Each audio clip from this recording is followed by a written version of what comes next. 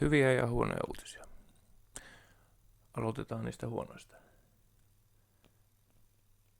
Mun äiti kuoli viime vuonna. Hän oli 70-vuotias. Kärsi pitkän nivelreumasta ja huomasi, että viimeisten vuosien aikana niin elämä ei enää ollut niin helppoa. Toki hän pystyy asumaan pitkään yksin tässä meidän lapsuuden kodissa, mutta ei se varmasti helppoa ollut. Mistään hän ei tietenkään valittanut. Monta kertaa sanoi, että voi tulla meille asumaan, jos on vaikeaa, mutta eihän se tietenkään onnistunut.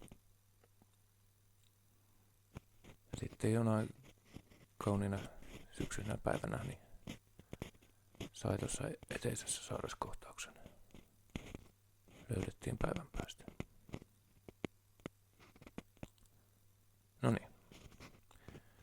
Mutta mennään nyt sitten niihin hyviin uutisiin. Tästä on jo 5 kuukautta aikaa ja surutyöt on tehty, perunkirjoitus on tehty. Ja nyt mulla on sitten hallinnassa tämä meidän lapsuuden koti, jossa me nyt ollaan tässä keittiön puolella.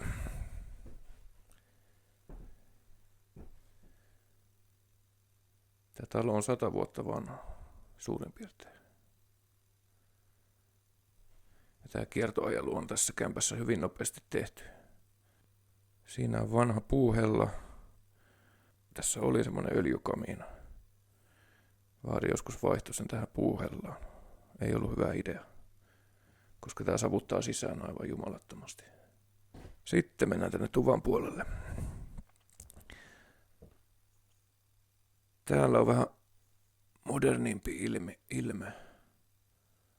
Johtuu siitä, että kun vaari kuoli semmoinen 12 vuotta sitten, niin mä otin asiakseni tehdä tästä äitille vähän miellyttävämmän kämpän. Äiti asui silloin yksin kerrostalossa ja sitten kun tämä kämppä oli tyhjillään, niin täällä pystyi sitten riehumaan. Tässä on tää vanha hirsiseinä. Se on komeen näköinen. Huono puoli siinä on tietenkin se, että se ei oikein pidä lämpöä. Että tätä pönttöuunia kun lämmittää, niin se lämpö karkaa kyllä hyvin nopeasti sitten joko näistä ikkunoista tai sitten ihan noista hirsien välistä pihalle. Että täällä on tällaista, miksi tätä nyt kutsutaan pellavaa vai villaa vai. Tähän mä oon suunnitellut takkaa. Mieluiten varaava. Mutta semmonen avotakka, missä voisi polttaa kaikkea roskaa, niin sekin olisi hyvä. Sutari kävi, olisiko 3 kuukautta sitten, niin piippu on sinänsä kunnossa.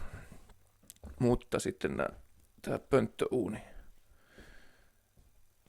Tää on sen verran vanha, että tässä ei ole kunnon niin kuin korvausilmaa, että se korvausilma tulee tosta samasta luukusta, mistä laitetaan pököt sisään, niin se tekee tästä hippasen hankalaa. Toki voi raottaa tuota tuhkaluukulta näyttävää, mutta sen kun viimeksi tein, niin sieltä tuli vaan savua sitten entistä enemmän. Eli kun tuohon pistää tulta, niin se pitää tehdä tosi varovasti ja pienissä osissa.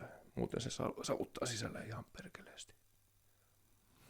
Että suunnitelmissa on, jos saa semmoisen kunnon takan tehtyä, niin voisi heivaa tämän pönttöuunin kokonaan pois. Täältä saisi vähän lisää tilaa. Tämä on muuten aika ahdas paikka. Tämä senkki on ollut täällä niin kauan kuin mä muistan. Se ei täältä lähde. Ja lattia. Lattia mulla on valmiina vinyylilankut. Tämä väliseinä tästä pitää kaataa kokonaan ja se on ihan ontto. Täytyy tehdä kunnon runko sinne ja laittaa eristelevyt. Muuten lämpö karkaa totakin kautta pois sitten.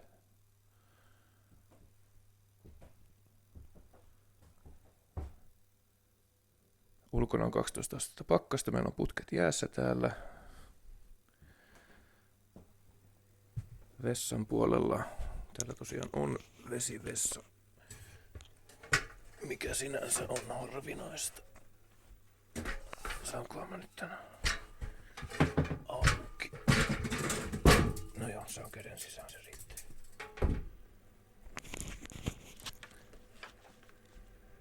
Täällä on meidän vessa. Pönttö. Lämmitin. Pesukonekin löytyy. Ja patterin toi juuri, sitä tarvitaan. Täällä on tosiaan kaikki putket jäässä. Toivotaan, että ne ei pauku tosta, mutta tosiaan noin pintaputket mä oon itse tehnyt just silloin 12 vuotta sitten. Vituttaisi kyllä lähteä uudestaan niitä tekemään. Ja se saa lämmetä siellä. Sitten yläkerta.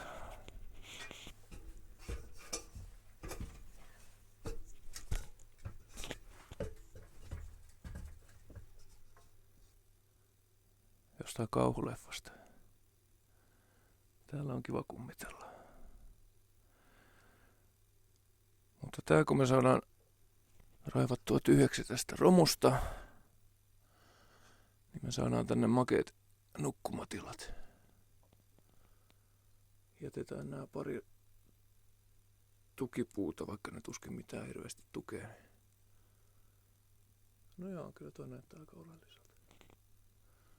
Niin jätetään ne tähän. Tehdään tää lämmin tila suurin piirtein tuohon piippuun asti. Tähän saa oikein mukavat nukkumatilat.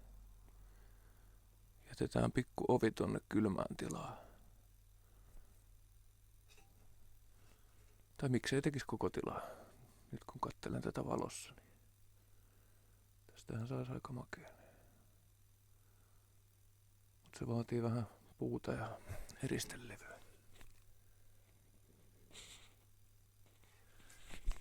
Sitten, että miten tänne pääsee, niin tämmönen tikapuusysteemi, mikä mulla nyt tässä on, niin ei ole kovin hyvä. Meidän pitää tehdä kunnon portaat, mutta tähän me ei niitä voida tehdä, koska tää kohta on käytävä. Me tehdään se tohon, puhkaistaan tuosta varastohuoneesta katto ja jollain tavalla saadaan tikapuut tänne yläkertaan. Tai ihan porrassysteemi sinne pitää tehdä. Tikapuut on vähän semmonen. Se toimii meille nuorille terveille, mutta sitten jos tällä vanhempana haluaa asua, niin tarvitaan kyllä kunnon portaat. Eikä lapsillekaan ole kovin hyvä tämmönen. Muistan, mä pienenä pelkäsin tätä tikapuusysteemiä. Pikku kylmävarasto.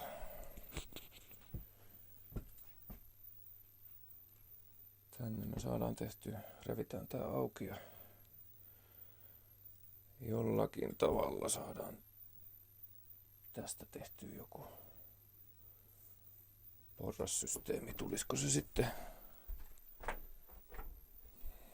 Se pitää tehdä jonkunlaisena kierremallina. Tästä ja tonne ylös. Väliseen pitää luultavasti kaataa. Tää on liian ahdas tila muuten.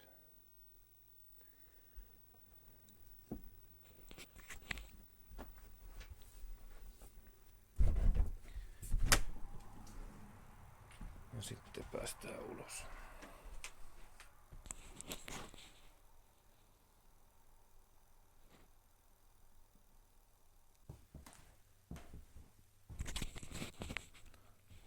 Sillä lailla. Se mitä nyt tässä voi tehdä, ja on tehtykin jo, niin on raivata tää keittiö tai tupa, tyhjentää tää kaikesta roinasta. Ja sitten alkaa vaan purkaa näitä vanhoja kaappeja ja no lattia tehdään viimeisenä, se on kyllä, olisi kyllä kaikkein helpoin tehdä, mutta pakko se on tehdä viimeisenä vasta. Vanhat listat toi katto pitää repiä. Saa hyvää polttopuuta, jos ei muuta. Tai sitten tekee vaan paneloinnit päälle. Mä luulen, että se olisi helpointa.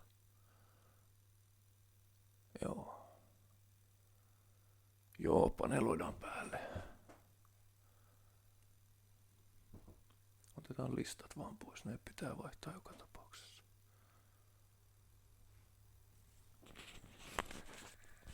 No joo, ei kun hommiin.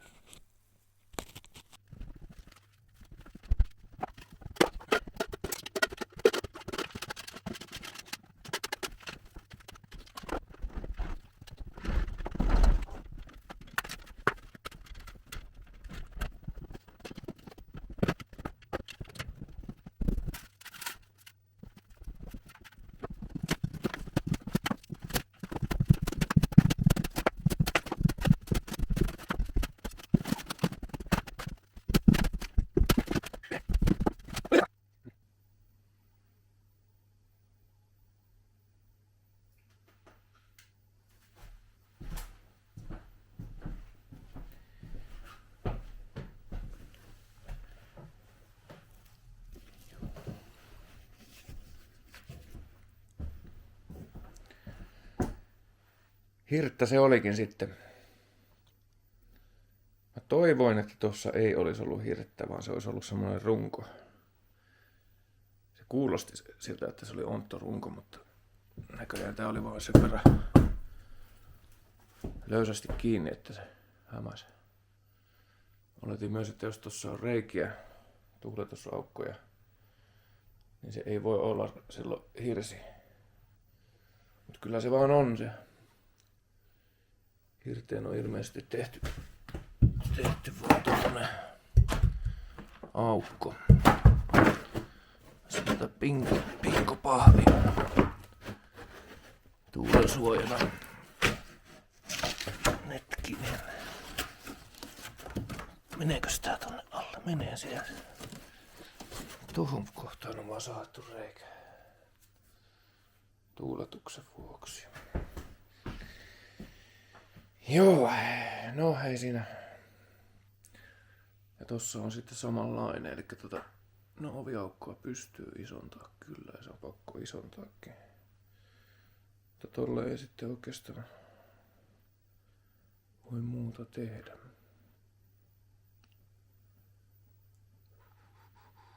Joo, no ei auta. Revitään tätä paljakseen, minkä pystyy, noin sähköjohdot pitää vaan. Pitää jättää niille toi suikale vielä tuohon. Nekin on noin perkeleesti nyt noita pidikkeitä. Menee vaikeaksi.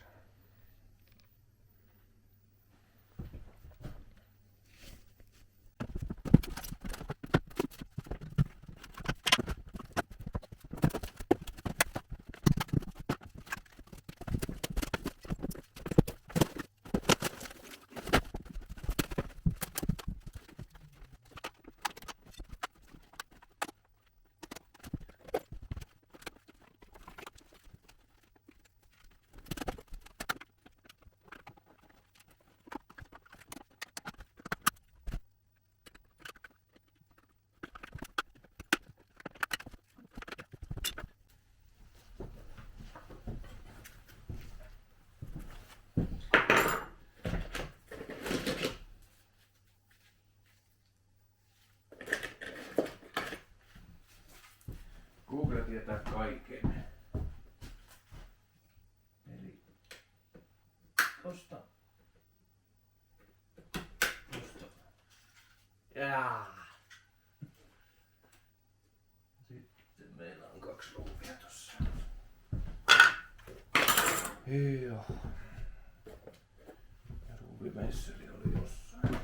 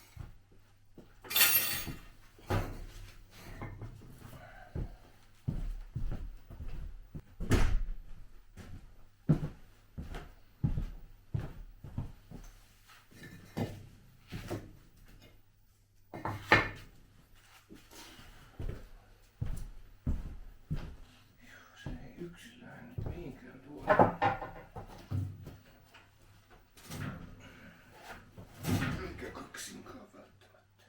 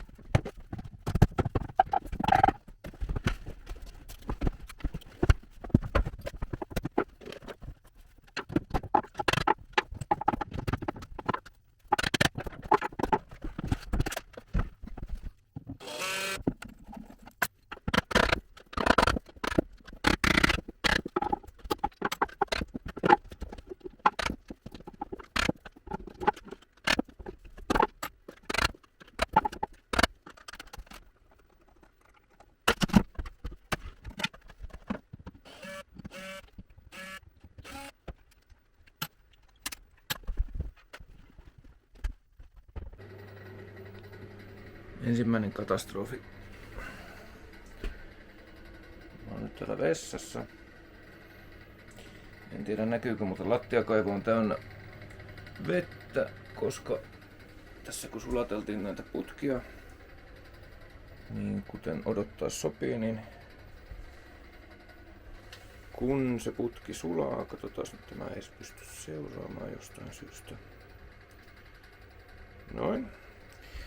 Niin, tässä on tää pesukoneen putki, niin tuo kulma tuolla. Se on sellainen, että sen ruuvasin juuri äsken kiinni, kun se suihkutti vettä aivan täysiä. Tästä kun laittaa veden päälle, niin se paine helpottuu hieman, ja sitten kun laittaa tuon keittiöhanan, niin se helpottuu vielä. Pöntössä on vielä jääkimpale. Eli täällä on, mikäs täällä on? No, täällä on tää putken lämmitin, mikä tuskin toimii. En usko ainakaan. No, joka tapauksessa lattia on täynnä vettä, mutta toi kaivo vetää kyllä sen pois. Tää pöhöti lämmittää, niin kyllä se siitä kuivaa. Sitten laitoin tämän uuden patterin tohon, niin sekin tuntuu toimivan. Että joo, nyt vaan sitten toivotaan, että toi liitin pitää. Meidän pitää tehdä silleen, että toi pumppu pitää sulkea. Mä luulin, että se on tästä, mutta se ei ole tästä. Toi on vaan toi boileri, mikä lämmittää vettä. Tuossa on sen Eiku hetkinen, mihin toi menee? Ja mikäs toi on? Mikä tämä on? Onks toi pumppu? On. Se on pumppu. No niin, halleluja. Eli ton kun ottaa pois, niin ei tuu vettä. Ja se on hyvä se. Nyt otetaan vaan putket tyhjäksi, koska mä en tarvii vettä nyt täällä. niin ei käy uudestaan tollaista haaveria. Tai jos käy, niin ainakaan sitten ei tuu ihan täyteen vettä. Joo, totta, tuohon se olikin. Mikä tämä on? Vittu kun näitä muistaa. Toi on ilmeisesti tonne. Se menee tosta läpi, eli se on tonne. Tässä on jatkojohdon pää. Mikä menee tänne. Johonkin. Joo, toi. Ja siinä on kiinni toi boileri. Yes. Siitä ei tarvi pitää huolta, se on ihan hyvä, että se on päällä. Se pumppu on nyt pois päältä. Lasketaan vedet pois. Joo, toi olisi pitänyt tajuta tehdä jo viime kerralla. Niin. Ja se silloin kun täällä on joku koko ajan joka päivä, niin ei nää silloin pääse jäätymään. Mutta... No ei se sen kummempaa toimenpidettä aiheuta. Nyt kun oltiin paikan päällä, niin saatiin tuo korjattua. Täällä on se savu, mutta se on tämän ominaisuus. Aina kun tää avu avaa, niin sieltä tulee sitten savua vähän pihalle. Ja vaikka ei sitten näekään, se tuntee, koska silmät kirvelee tässä koko huoneessa. Märkää puuta se siellä tirisee, se ei auta asiaa yhtään.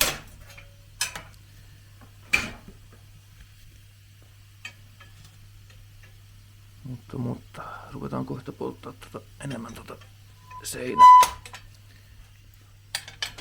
seinämateriaalia, mitä se nyt sitten ikinä onkaan. Ei toi mitään MDF ole, mutta saman tyylistä. Mitä tää nyt on? Tämmöstä massasta tehtyä pahvia puuta. No joo. Poltetaan nuo, niin ei tarvitse tehdä kokkoa pihalle.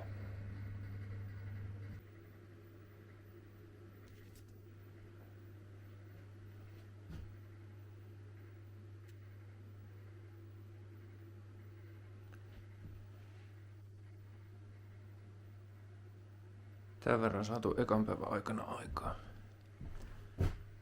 Seinä nyt revitty paljaaksi tästä ja tuosta. Se mikä tästä tekee vähän hidasta on ensinnäkin nämä uudehkot sähköt, mitkä on vedetty tuohon pintaan. Mikä on hyvä, että ne on tossa. Niistä ei tarvitse silleen huolehtia. Ainoa vaan, että nuo rasiat pitää ottaa irti ja laittaa uudestaan kiinni sitten, kun ne on ottanut ruuvit irti tuosta levystä. Ja sitten entisaikaan tykättiin nauloista ja nämä hirret, mitä täällä on, niin ne on täynnä nauloja. Että mulla on nyt 2 vaihtoehtoa, joko mä lyön ne kiinni, niin kuin tossa on näköjään tehty. Ja sitten se jää mahdollisesti ton näköiseksi, tai sitten mä revin ne vaan yksitellen irti. Ja parempia se on, että ne repii irti, kuin että niihin repii sitten jonkun kätensä tai silmänsä. Mutta näitä on paljon. Ja tässä näkyy sitten tää vanhaa sähköviritelmää. Onko tää nyt kupariputkea sitten, tai kuparijohtoa, mitä lie. Otetaan irti ja viedään keräykseen. Villaa tänne on paljon laitettu, että se varmasti niin kuin viima käy, mutta ja tuolta lattiastakin varmasti tulee niin kuin jonkun verran viimaa.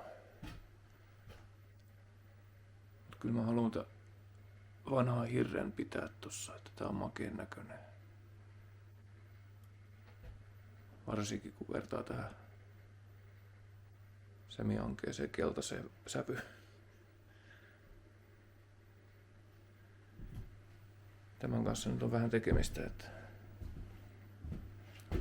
yksi vaihtoehto on, että me otetaan vaan toi pikkusen irti. Sitten vedetään tähän joku veden eristys vielä ton päälle. Ja sitten revitään se vaan tuosta yläosasta irti. Koska siellä alla nyt on vaan tommonen. Se on hirttä. Ja tuohon pitää joka tapauksessa laittaa, jos me pidetään tää vesi tässä. Niin kuin se järkevää on, koska ne on kaikki putket ja viemärit on tuossa. Ja sitten vaan revitään toi hirsi tosta paljaaksi. Laitetaan siihen todennäköisesti joku Ikean kaapista. Söpö. Kuivatus etenee täällä.